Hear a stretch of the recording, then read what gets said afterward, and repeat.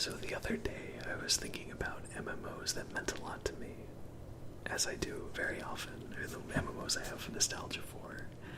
And of course, Star Wars Galaxies and City of Heroes were the two big MMOs that came to mind, but EverQuest 2 followed shortly thereafter, and I was kind of surprised because I only spent a fraction of the amount of time in EverQuest 2 that I did in those other games, but it still kept standing out to me because of its, I think personally, because of its uniqueness and the memories that I made playing it with my friends some 10 years ago now. And then right after that, an even sadder thought occurred to me that EverQuest 2 is really the only MMO that's still around that I feel that way about, that is nostalgic for me. City of Heroes and Star Wars Galaxies have been gone for a long time. And with the way Daybreak Games are going, the current developers and publishers of EverQuest 2, I thought it might be a good idea to hurry up and make at least a couple, maybe 3 or 4 videos of EverQuest 2 of me going through its tutorial zone, which is, in my opinion, one of the best MMO tutorials out there. And that's entirely based on my nostalgia and bias. It's not like a factual better tutorial than other MMOs, but I enjoy it a lot. But before we get into making a new character and going through it, I want to put aside my personal feelings and talk about where EverQuest 2 stands in MMO history as a whole, because I think it's incredibly interesting. So EverQuest 1 was a huge success. It was the first hugely successful 3D MMO on the market when it launched in 1999. And not one to rest on their laurels, Sony Online Entertainment eventually started developing a sequel, which would be EverQuest 2, as you're looking at right now. And really, when it launched, what it ended up being was a sort of streamlining of everything that made EverQuest 1 more complicated to sort of make it easier for new players. At least that's what I think was the goal. And it ended up coming out in early November 2004. Now, if you're familiar with a certain other MMO, you may know that World of Warcraft, the juggernaut of the genre, came out in late November 2004. And when that game came out, it also was sort of, maybe you could debate this back and forth, and it has been argued a lot, it was kind of a streamlining of EverQuest in and of itself. And obviously, the rest of the story kind of tells itself. EverQuest 2 did not see anywhere near the amount of success that World of Warcraft found, but it did still truck along, and it added a lot of content to it. And that's really all I have to say about that. It's pretty interesting that the games kind of were going for similar things and ended up coming out together, or more or less together, with a few weeks between them, and one of them just completely took off success-wise, and EverQuest 2 did do well for itself for a while, but obviously one 15 years later is now a lot healthier than the other. But anyway, when you make a new character in EverQuest 2, one thing that's going to stand out is you have a very, very surprisingly large amount of classes to choose from. You would go for an archetype, and this actually was not in the game originally. You would just create a character and then eventually branch out into these, but they, once again, further streamlined it. Under the fighter archetype, which, as it says, those who seek up-close combat may find the fighter archetype to be to their liking. The fighter archetype represents the front line of his or her party. Choose between brute strength, martial prowess, or divine power to taunt and damage your enemies. Fighters also mitigate damage the best by wearing heavy armor or having high avoidance. This enables other group members to unleash their power against mutual enemies, a vital role for dungeons. So, more or less, fighter ends up being the tank class, and within the fighter archetype we have Guardian, Berserker, Monk, Bruiser, Paladin, and Shadow Knight. And you'll see that you have a similar number of options for all of these archetypes, and while it does seem like an insane amount of classes, the classes, not everyone, but a lot of them are mirrors of each other. For example, Berserker is sort of a different aesthetic version of a Guardian, a Bruiser is a different aesthetic version of Monk, and same thing for Paladin and Shadow Knight. But they do offer enough aesthetic differences that I think it's fantastic that there's so many options in order to further customize your character, which kind of harkens back to what started MMORPGs as a whole, being sort of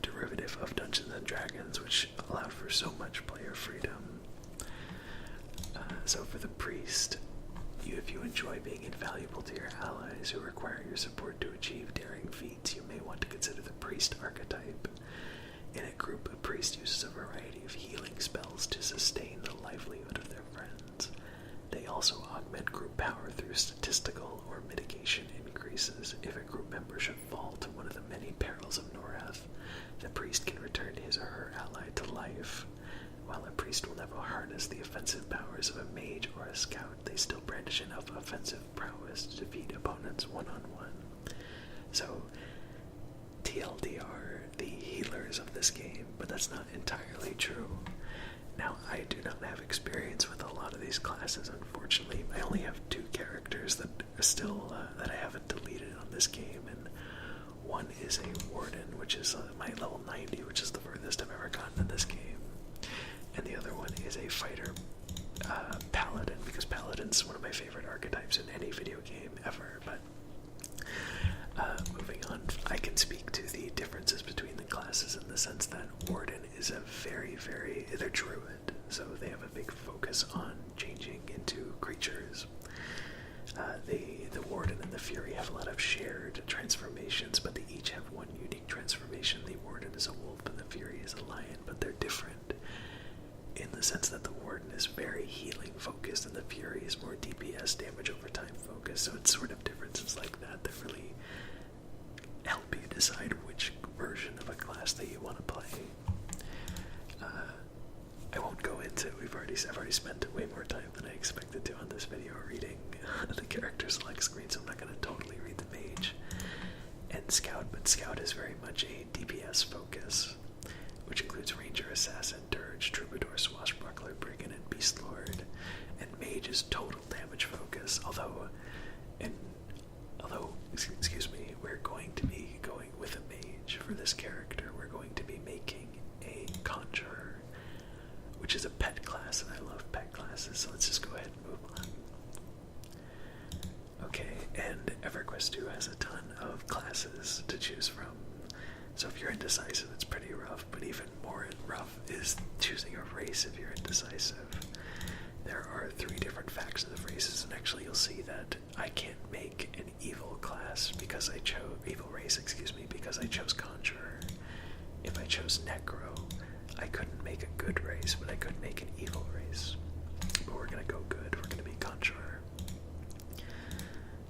And this is something that I really wish more MMOs nowadays, when they came out, would have, and that's race variety. So often you get just tall human, medium-sized human, little human, and my current favorite MMO, Final Fantasy XIV, is guilty of this as well. But for example, in EverQuest 2, you have Dwarf, which is pretty standard, a Fey race, and something interesting about them is that they actually have decreased fall damage because of their wings, and they also descend at a slower rate and travel further because of them as well. And Froglock, which is just the absolute best race in any MMO ever. I don't want to hear any dissenting opinions on that. This is the pinnacle of MMO race design, and I will hear nothing else. So, spoiler, I'm going to be going with Froglock, but I want to show off some of the other races too. Barbarian, Big Human, the Ratanga is what my level 90 is. I'm a big fan of small races or really big races in games, so. And the Erisai is more of an evil Fey and Ogre. I would love to see MMOs embrace ugly races as well, because there's really just not enough. Conversely, I think Troll is probably the ugliest playable race in any MMO ever, but let's go ahead and get this going. Oh, another fun fact. I just keep remembering things I want to talk about. I'm going to be pretty rambly in these videos. Some of the races you'll see has an alternate appearance button over here above the gender selection. And if we were to click that, you'll see it's a pretty big difference between the original character models and these new ones. And I'll try to be as brief as I can about this. Basically, EverQuest 2 was at one point being considered, thoroughly and seriously considered, to be released in Japan and China and other Asian markets. so SOE, the developer back then before Daybreak, before they became Daybreak Games, worked to create races, different versions of the races that would appeal to that market more.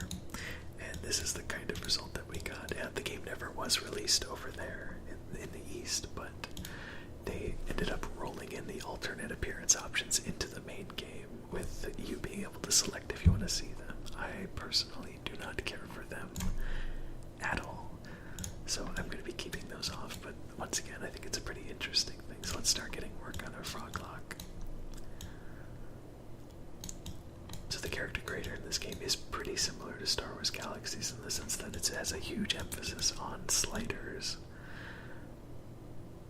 And I'm not going to spend too much time in here,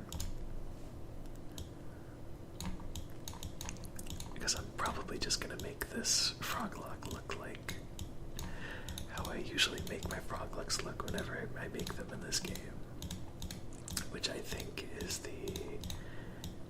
I have no idea how to pronounce that, the EverQuest. I guess it's fitting because of my channel name. Let's go with a nice dark blue color to accent the dark splotches from that skin pattern we chose. And we will be going, let's do larger, so just, mouse got stuck there for a second. So here we go, here's our male froglock conjurer. The Queen's Colony, I called the tutorial Isle of Refuge. I believe that's either the villain name for it or the neutral name for it. But since we're a froglock and that's a good race, we're going to be starting on the Isle of Hope tutorial. Whoops, just hit my keyboard. Interestingly, they actually removed this tutorial. This was the initial tutorial in the game, and they re-rolled an area called New Hallas into the new tutorial zone, which takes you roughly from level 1 to 20. Whereas Queen's Colony only takes you from level 1 to 10 or 15 or so if you really want to grind it out. But people liked this tutorial so much, and I am definitely one of them, that they ended up bringing it back, which is fantastic, because, I mean, I'm not a fan of removing content in an MMO in any degree. Streamlining and making things more simple, I'm all for, but outright removing content in an MMO just doesn't jive very well with me at all. So let's see, let's go ahead and make my main character is on Skyfire, but let's just, for the fun of it, make it on the roleplay server. And let's go with, let's see if this name is taken. Let's see if we got Calla. Yeah, name is taken. I figured this game has been out for 15 years after all. Calla. Okay, Callad cannot be used in a name. What about CallaDiver? I'd be very surprised if this was taken. There we go. Oh, is it just, it's not gonna, okay, it doesn't automatically load me into it, so we can just take a quick look at my level 27 Fey Paladin, and then here's my main, my 90 Warden. But anyway, let's go ahead and get this going. I hope you're doing good, by the way.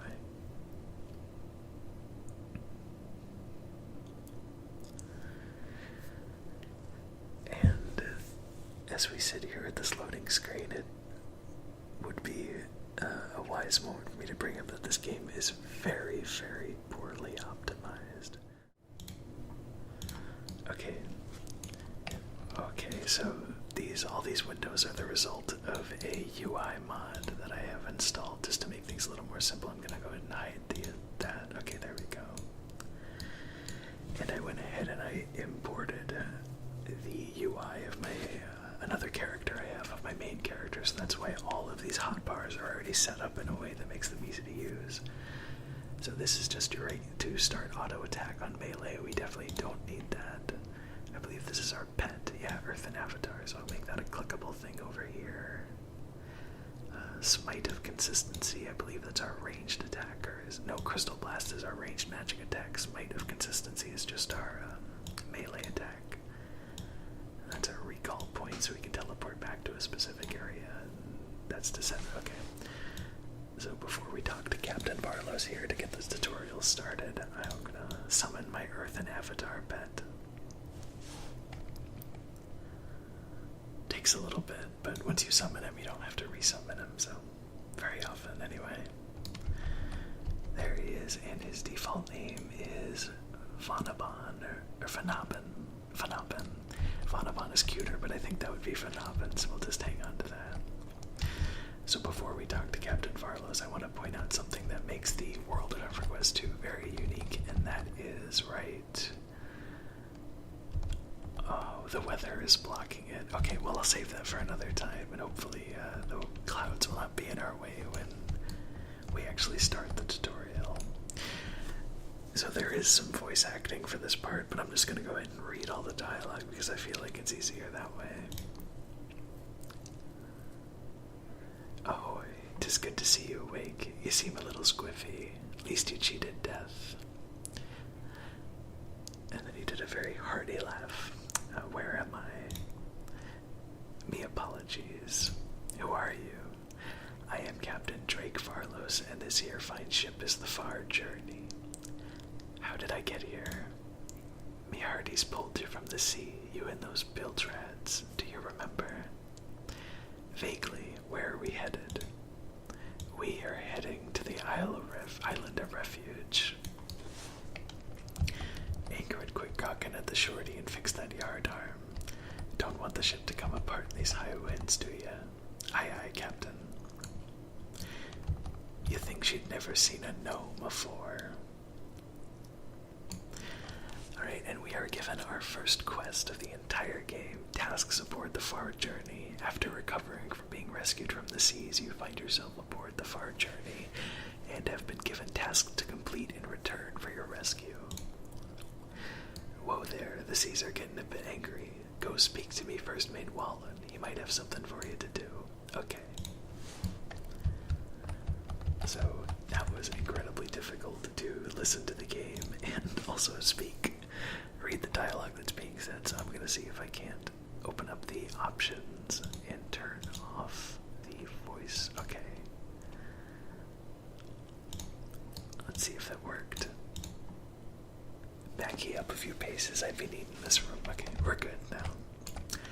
Let's talk to Wallen. What? Oh, hey there, you startled me. Sorry about that.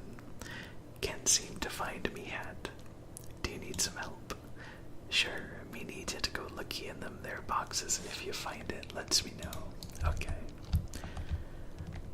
So this is simply telling you that you can interact with the treasure chest and that you should, but let's talk to the other NPCs just to see what they got for us. Let's talk to Garrido. Do you happen to have any mechanical leg extenders? I want to see the water. Oh, that's very sad. Oh, here we go. Okay. So this is EverQuest 2's Moon. Lucklin. I want to say it's pronounced Lucklin. It could be Lukelin or Lucelin or something like that, but I said Lucklin. And it's sort of a cracked moon, and it always has these particle effects around it, and it is awesome. You can see this from pretty much every single open air area in the game. And it's one of the most unique aspects about it. I wish I knew more about the lore as to why that's there to tell you, but I don't. I just know that it's neat, and I like it a lot. Ingrid says, don't you just love the sea? Yes, I do. Anikra says, I really miss my husband. Why did those smugglers have to throw him overboard? And Valak, who is a member of the Kara race, says, I hear the island of Refuge is the home of the Varsees Trading Company, and maybe I will be able to find some work there. I hope so, Valak. Alright, so we're gonna have to talk to Vim the merchant over there in a second, I think, if I remember correctly, so let's just interact with the treasure chest. That one's empty. That one's also empty, and here we go. This one has a small bag with 4 slots, a Wallen's hat, and a threadbare tunic. So if we open up our inventory, let's go ahead and equip that chest piece we just got. Expose our froggy arms.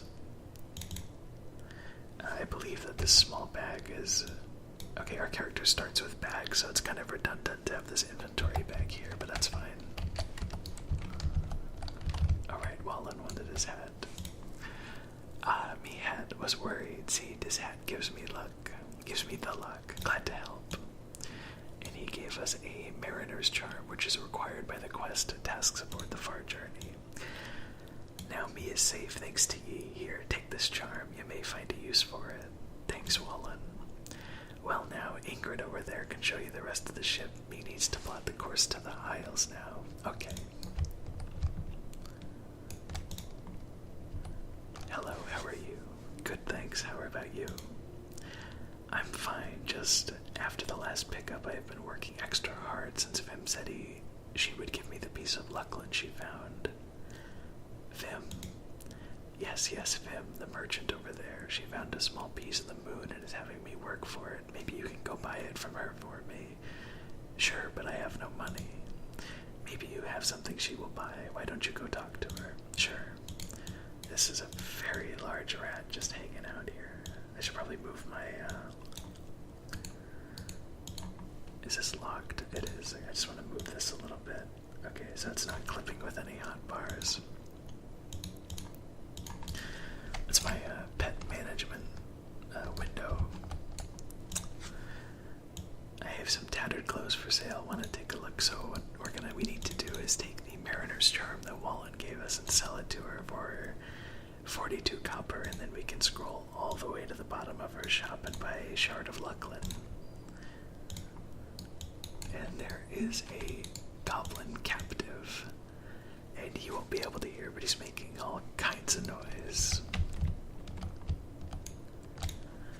Ah, you got the shard. Great, now I can stop doing this work and enjoy the rest of this trip. Here's some coin for your help. Thanks. And now we can talk to Captain Varlos again. Avast ye, we need to talk. What is it? Well, 'tis a bit of a problem. You see, there be rats on board. The vermin keep eating the supplies, and I need you to go feed them to the deep before they eat anything else. So you want me to kill them? Yar, that's what we be needing. How do you expect me to kill them?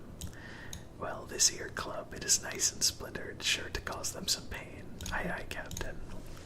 So being a magic class, we don't really need that club, but we'll equip it anyway and have it show up on our person here. And that is definitely a level 1 weapon in an MMO if I've ever seen one. Alright, so we're going to use Crystal Blast on the rat. And that has a little bit of a cooldown, so we can break it up with our melee attack Smite of Consistency, which I will do right here.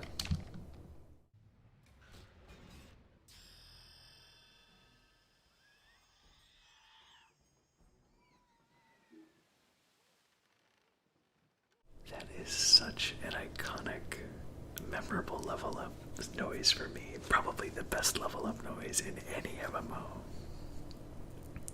So we were given 2 new spells. One is Ice Storm, which inflicts 6 to 7 cold damage on target encounter, which means a target encounter is something pretty unique to EverQuest 2, in that enemies can be grouped up together, where if you attack one enemy, it will always aggro other enemies that are linked to it as well, which is something that a lot of MMOs have, but EverQuest 2 specifically has moves that target enemy encounters specifically, and not just a general AoE move.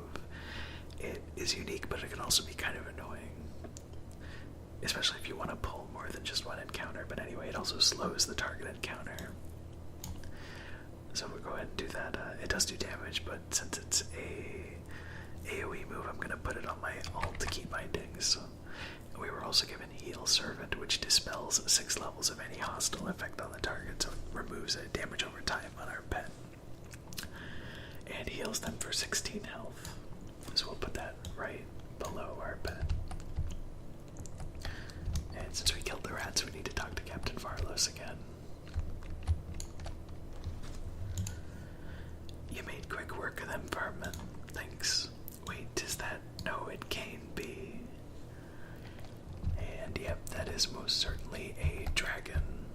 Quick, Ingrid, secure the loot. There be a Drakota off the bow. Quick now, secure those chests.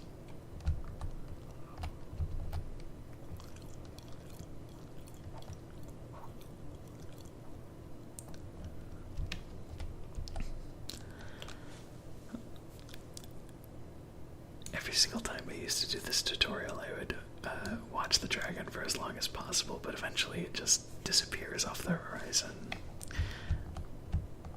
And I've always wondered if maybe the dragon and the goblin are good friends, because he totally just shot the prison to free the goblin and nothing else, really. And now the goblin is chasing poor Ingrid around, so let's go ahead and use our new move, Ice Storm. And then Crystal Blast, and then Smite of Consistency. And that made short work of him. I completed all the tasks assigned to me by Captain Farlow's aboard the Far Journey.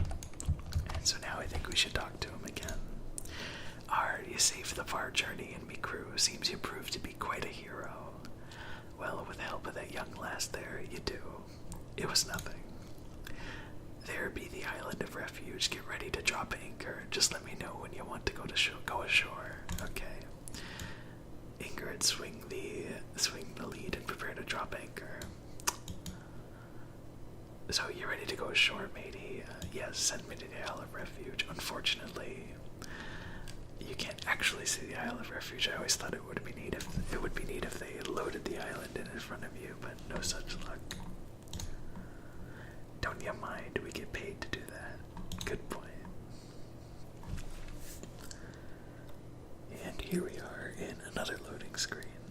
The Isle of Refuge is a pretty small area, so yeah, it shouldn't take too long.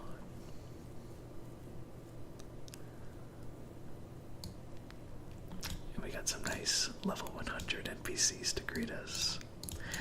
Welcome to Norath. I should speak with Murar Shar. He is at the entrance to Mirren's Tower in the center of the colony, and our reward for that quest is the Shar's Faith Ring.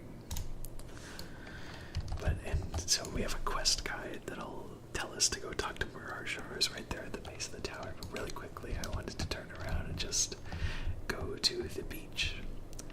And here's the Far Journey, and in fact, we can find Ingrid and Captain Barlow's here, and I think Captain Barlow's will. Yeah, we can completely skip the tutorial if we really wanted to, which would be silly because it would put us in a level 10 to 15 zone in level 2, but it's nice that the option is there at least. I would like to explore more, and actually before we go any further in tutorial, I'm going to end the video here, but really quickly, I wanted to show you, well, let's talk to Neville Underwood first, and he says, shark fin soup, maybe I'll get lucky. Well, I hope so. So, this NPC is very interesting. His name is Candor, and he seems to be a large skeleton with long hair. And if you talk to him, he says, rock on nostalgia. And he will do a air guitar emote, or a rock on symbol with his hands there. And this NPC was added when they reinstated this tutorial and made it available for everyone again. So it's literally just a giant nod to how nostalgic people found this area and begged Daybreak Games to put it back in. So that's why this guy is here, and just something interesting I thought I'd share. So nostalgia woo indeed, and I cannot wait to rock on with nostalgia in the next video when we go and actually start the Isle of Refuge tutorial. Thank you so much for watching, and I will see you there. Bye. Oh, there's actually another player here. I wasn't expecting that. Sallow Wind. Okay, anyway, see you later.